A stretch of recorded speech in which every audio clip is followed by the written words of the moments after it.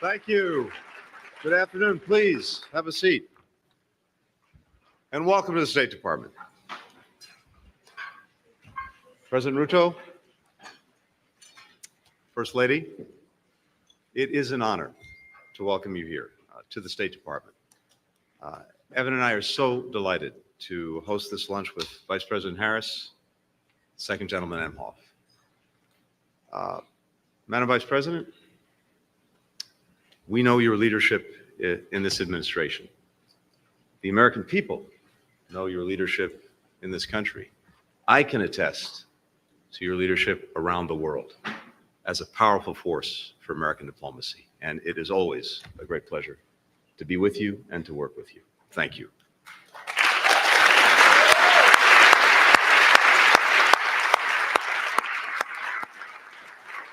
We're so grateful today to be joined by representatives of other nations, partners from across Kenya and the United States, colleagues from Congress, particularly the Congressional Black Caucus. Thank you for being here with us today.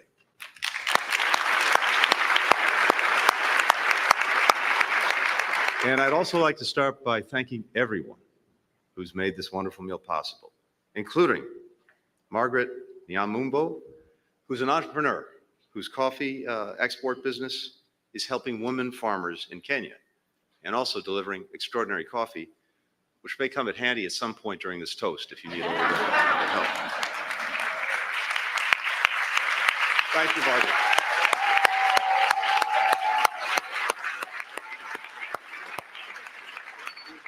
So, as some of you have heard over the last few days, this year the United States and Kenya are celebrating a milestone.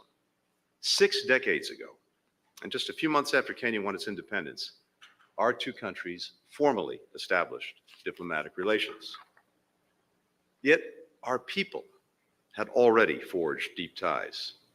In one another, many Kenyans and Americans saw reflections of their own history, their own fights for freedom and self-determination. And that's what brought two young men together in the 1950s. In 1956, Tom Mboya, a rising political leader in Kenya, came here to the United States.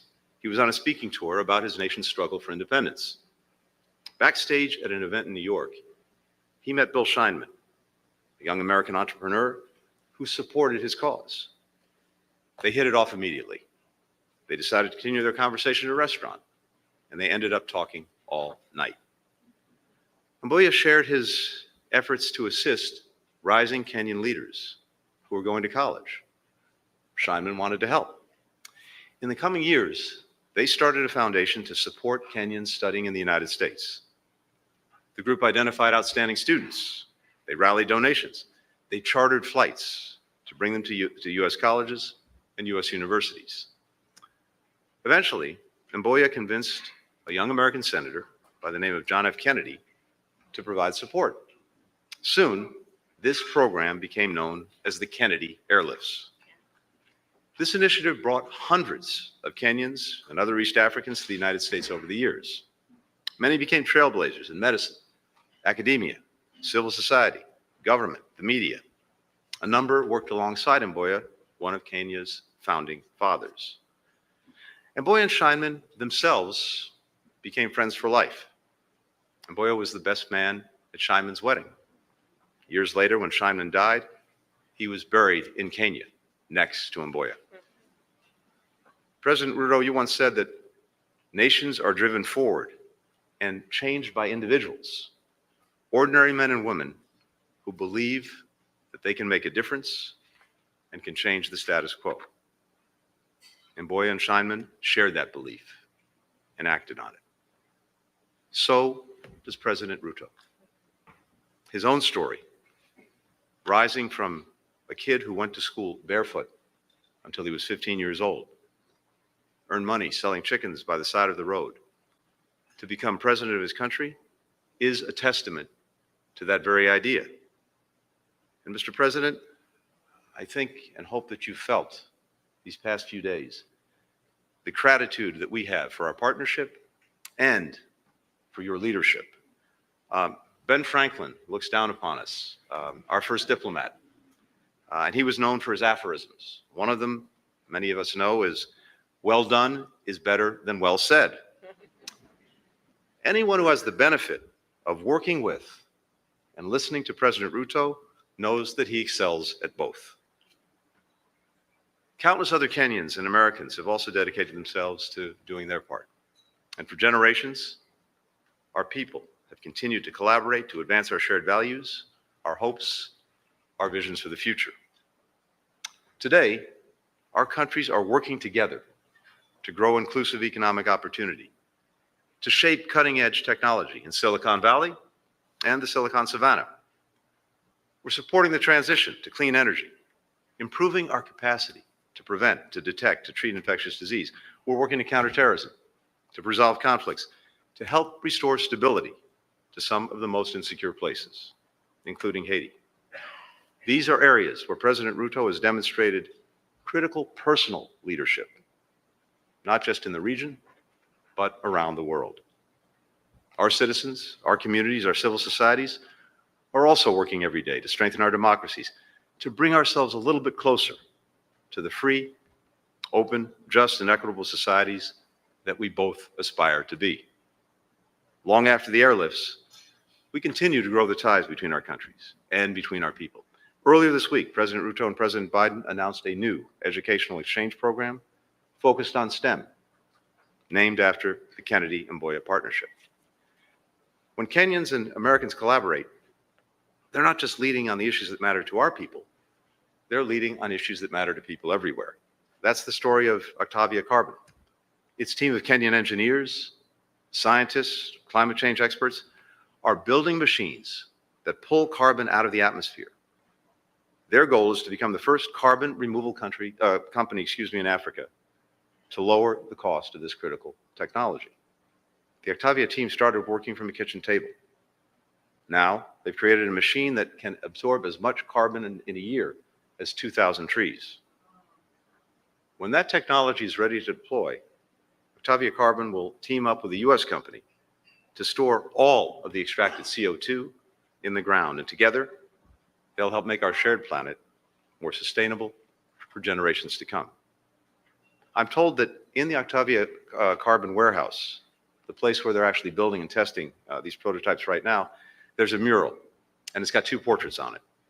One depicts the company's namesake, the great Black American writer Octavia Butler, whose science fiction stories challenge readers around the world to imagine a different future for our societies.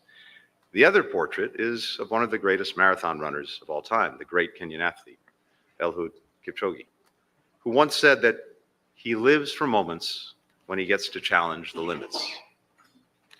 That's the spirit that animated Tom Mboya, Bill Scheinman more than 60 years ago. They challenged the limits of their time in pressing for more free, more just societies in both of our countries. It's the same spirit that unites Kenyans and Americans today. The determination, the creativity, the audacity to chart a path beyond what we believe is possible. To not only imagine a better world, and to make it together. So, please join me in a toast.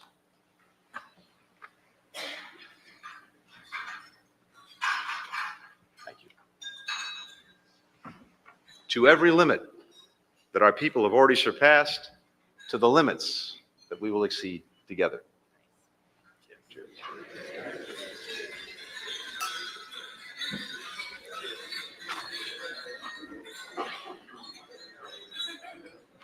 And now it's my great honor to present to you the Vice President of the United States.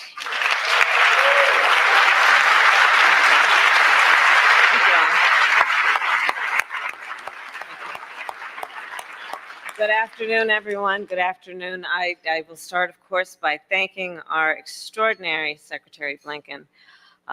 You have been traveling the world at record pace That you are standing still at this moment is an extraordinary feat, given all you do. It's the Kenyan coffee. And it's the Kenyan coffee. But on behalf of our country, I thank you, Tony Blinken, for all that you are. Thank you. Thank you.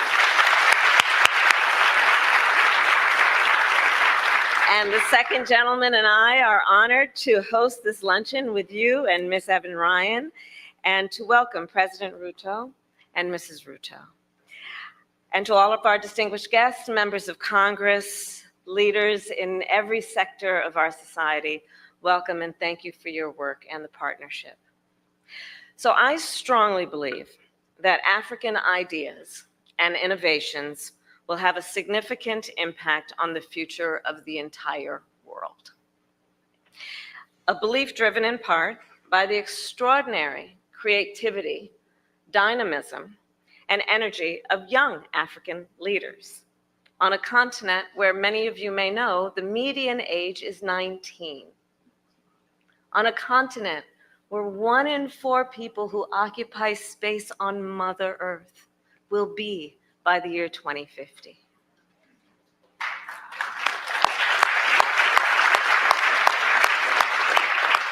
And fueled then by that sense of optimism, last year I had the good pleasure of visiting the continent for a week-long trip. And it turns out it's the longest I've spent on foreign soil since I've been vice president. The goal of the trip, thank you. The goal of the trip was to highlight and strengthen our partnerships in government, in business, and in the civil society, to increase private sector investment, to revise and upgrade the US-Africa narrative, which is long overdue, and to bring fresh focus to the innovation and ingenuity that is so prevalent across the continent of Africa. There at an incubator, I met with tech entrepreneurs who are taking small businesses online and strengthening supply chains. I convened young musicians and artists whose Afro beats are influencing music around the globe.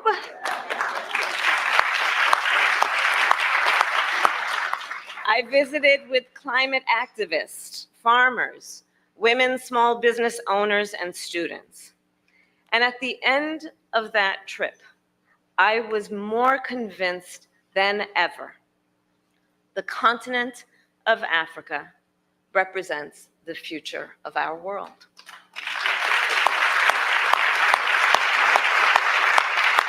And I will add, any leader that ignores the continent of Africa is doing so at their own peril. Which brings me to Kenya, Mr. President. No country on the continent more embodies this spirit of innovation than Kenya. Kenya, as many here know, has Silicon Savannah, a $1 billion technology ecosystem confronting challenges that range from the climate crisis to financial inclusion to healthcare. To address wealth inequity, innovators at M-Pesa help low-income people pay and repay microloans, and they have revolutionized the mobile payments industry.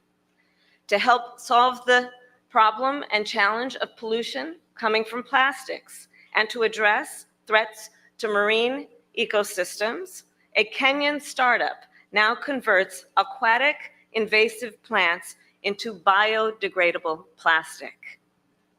To tackle water security, and in particular scarcity and drought, a Kenyan startup now turns humidity from the air into clean drinking water. To help his deaf niece communicate, a Kenyan data scientist invented a smart glove to convert sign language into audible speech through a mobile app. And to make healthcare more accessible and affordable, AI is now being used for medical image scans, and chatbots are providing healthcare advice. President Ruto, innovation has flourished under your leadership. You and I just left a fireside chat at the U.S. Chamber of Commerce. Your leadership has been extraordinary. And as I shared with you, with our Ambassador Whitman, you really, as a leader, symbolize the importance of the partnership between the United States and the continent. You ran, Mr. President, on a platform of promoting entrepreneurship and strengthening your economy. You have spoken powerfully about the need to bridge the digital divide and that innovation will drive economic growth. Your work and this visit reinforces the point that African ideas and African innovation will help shape the future of the world. The partnership between the United States and Kenya is grounded in shared values and a shared vision for the future. We are grateful, Mr. President, for your commitment to democracy, your commitment to take bold action on the climate crisis, your commitment to broad-based economic growth, and your commitment to support global security and stability, most recently through Kenya's leadership to help stabilize Haiti. The fates of the American people and the Kenyan people are intertwined. Secretary Blinken just spoke about Tom Mboya and the airlift. I will add, in 1959, when Mboya was in the United States gathering support for the airlift, he joined in a march with American civil rights activists. Just blocks from here, he spoke about our shared struggle for political freedom, economic opportunity, and human dignity. And these 65 years later, I stand proud to acknowledge your leadership, Mr. President, of these same principles. Later on that trip, Mboya was invited to Atlanta, I see the former mayor here, by Dr. Martin Luther King Jr.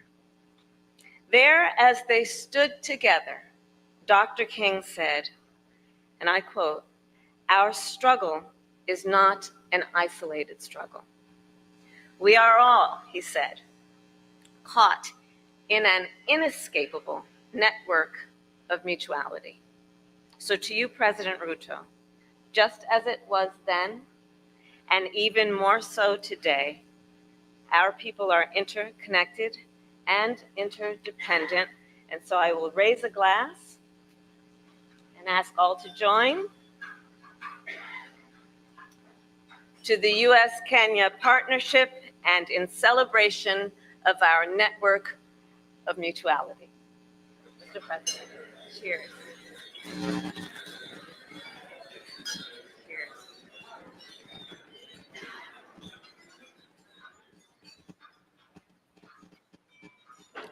And now I invite President Ruto to share a toast. Thank you.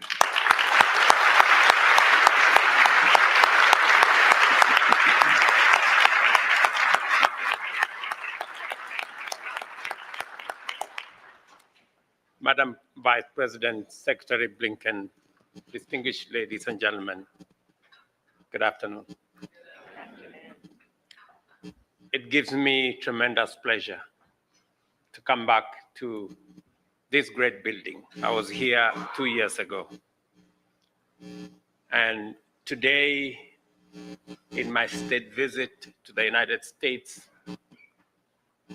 we meet again to celebrate 60 years of relationship between two friendly nations, the United States and Kenya. Our relationship based on a firm foundation of the values we share and believe in. Values of freedom, democracy, rule of law, inclusivity, and equality. They were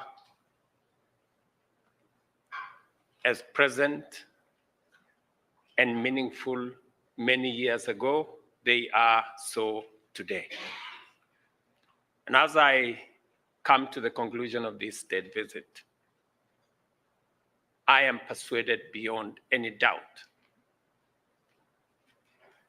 that the relationship between the United States and Kenya and Africa is now onto a new pedestal.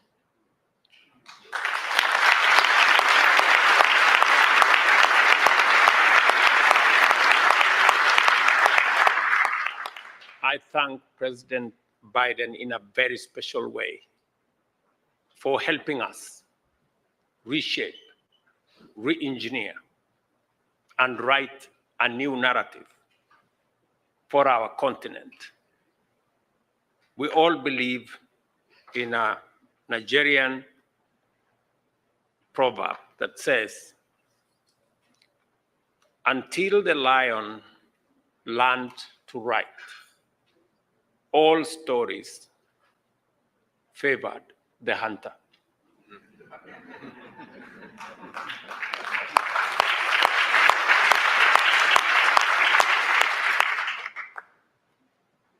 We have decided that we are going to write our own story. And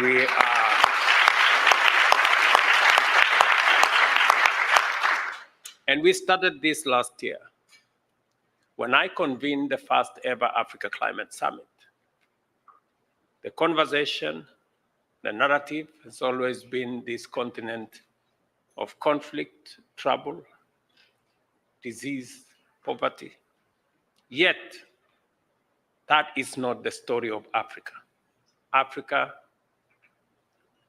is a continent of tremendous opportunity. The largest reserves of energy, renewable energy resources. 60% of the world's arable and cultivated land. 30% of mineral wealth, global mineral wealth, including those that are necessary for energy transition. The youngest continent, which will produce 40% of the world's working or workforce by 2050, and where a quarter of the world's population will be living, providing the world's biggest single market. In short, Africa is a rich continent and a continent of opportunity.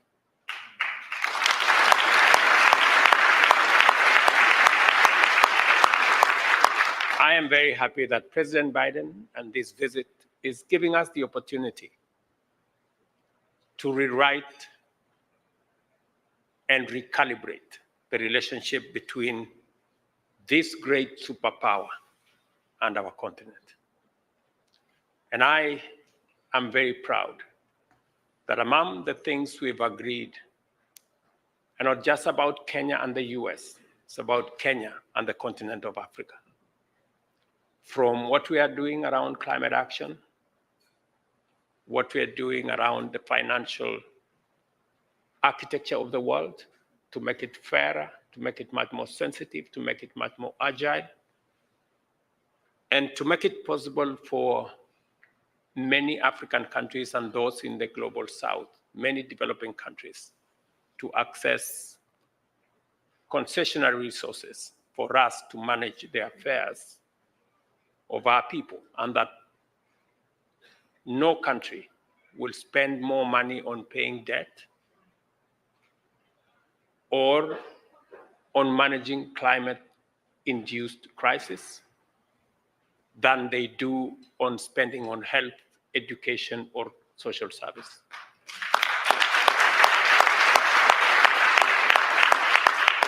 I must commend the leadership of the United States, President Biden, and the many other leaders I met at the Hill, including the Black Caucus, including the leadership, the joint leadership of the House and the Senate. And all of them shared the same views with us that it's time for a new relationship, to build a new relationship between our continent and the United States as we encourage the United States to take leadership on making sure that together we can have a freer, a safer, a healthier, and a much more prosperous globe for all of us. Finally, we discussed many issues that today I find will give us new opportunities, will open new frontiers, and will enlarge the horizon for collaboration in making sure that we deal with the challenges that we all face of insecurity, of stability, challenges of debt and other financial challenges, but also give ourselves the opportunity to explore the tremendous opportunities that exist for collaboration in exploiting our huge reserves and assets, using our human capital and connecting assets that we have in our continent to technologies from the US, to financial reserves from the US, and creating a win-win outcome that works for the US, works for Kenya, and works globally for all humanity. I thank you.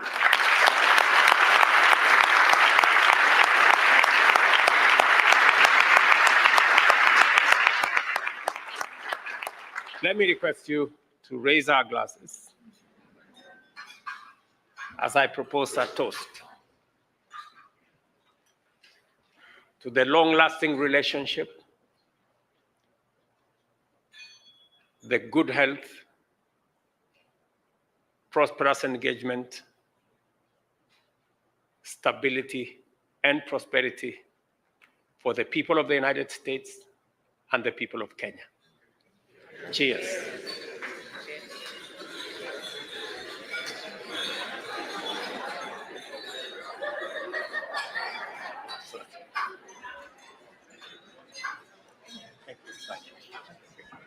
Thank you, my dear.